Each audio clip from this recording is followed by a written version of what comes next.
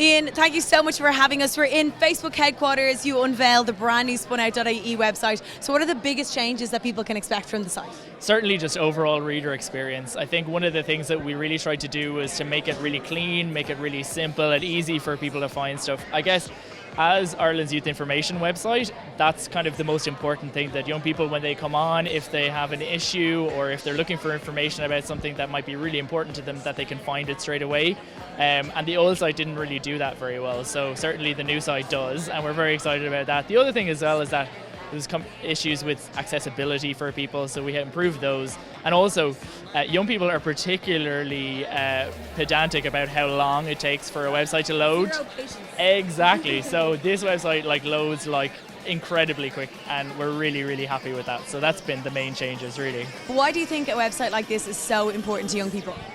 Well, I think it's important for two reasons. First of all, it's a website that is done by young people for young people, so it's accessible and it's in the right language that young people understand and appeals to them. And also, I think it's really important to have accurate information out there online because there's so much information now about health and mental health and other issues.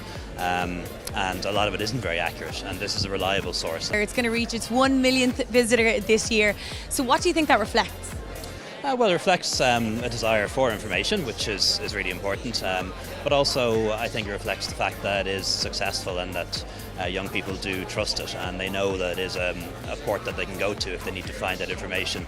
You're also celebrating 10-year anniversary, so well done. So tell me about the changes in the issues that you're dealing with, the major changes that have happened over those 10 years. I guess the major changes really is that a lot of the issues we cover are still perennial issues, so they're issues that young people back 10 years ago, 20 years ago would have faced. But now there's an emergence of a willingness to talk about a lot of these issues. So our space has evolved into a place where we're able to talk about those and talk about them quite openly, so that's certainly been a huge change.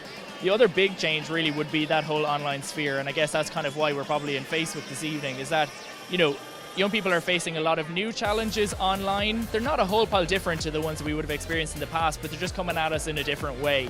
And certainly, one of the things that we've been trying to do is to arm young people to be able to deal with those challenges as they arise and to try and stay on top of them, because there's so many new things happening. How involved is Facebook with SpunOut.ie? So we've been partners with Facebook for the last 3 years, and that's been really important because it's a two-way relationship. So SpunOut has helped Facebook with their safety centre, with new features that they bring on board. So they brought a new feature on board called social reporting, where you can say to somebody else, actually, I'm not really happy with that content, could you take it down? As opposed to saying to Facebook, take it down. So it started a dialogue and made people understand. So we were part of that process, and we kind of helped them work through it and provided some young people who were able to kind of give their feedback. And what do you think that we really should be doing more of to ensure that young people in Ireland are healthier physically and mentally?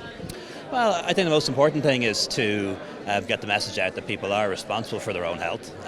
Government can't make you healthy, but it can help through a lot of different things that we can do. But also, to say to people that there are choices to be made. You don't have to lead the life of a monk or a choir boy, but there are choices and there are safe choices, and just to make that information available to people and support them in making those choices.